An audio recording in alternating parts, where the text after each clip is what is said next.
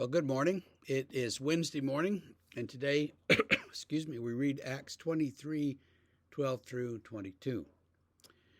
When it was day, the Jews made a plot and bound themselves by an oath, neither to eat nor drink till they had killed Paul.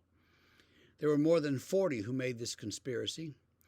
They went to the chief priests and elders and said, "We have strictly bound ourselves by an oath to taste no food till we have killed Paul.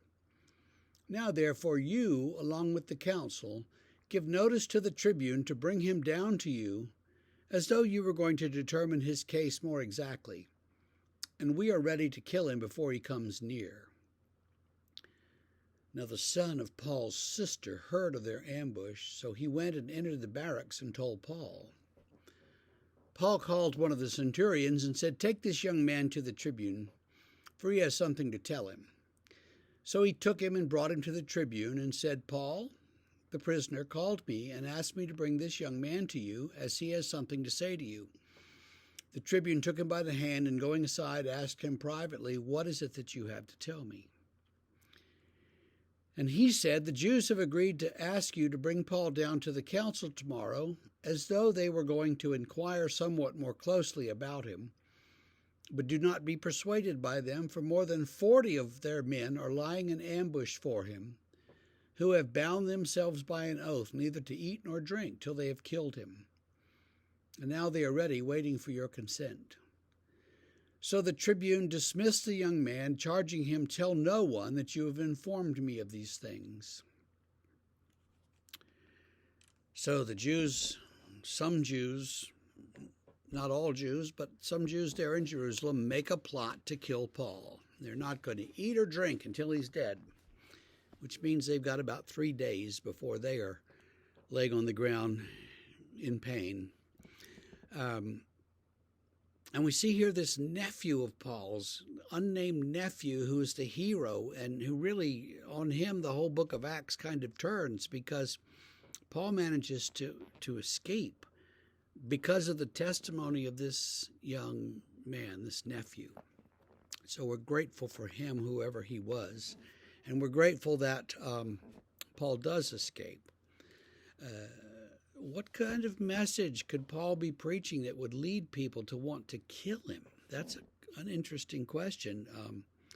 We know what the message is, but who would want to kill somebody just because they proclaimed that message? It's very, very threatening to the Jewish establishment in Jerusalem to hear what Paul is saying, because if Paul is correct, then the law as they know it is overturned. The temple worship as they know it is overturned, and so their place and status in society is overturned. And when you overturn society, who knows what will come next? No one does. And it's often difficult and violent when these things happen. And so everyone's kind of worried. What's going to happen next? And yet we know that Paul's message does prevail, and eventually the church rises up and is a separate institution from the Jewish institutions of the time. But at this point, that's yet to be seen. For us, what does this mean? I think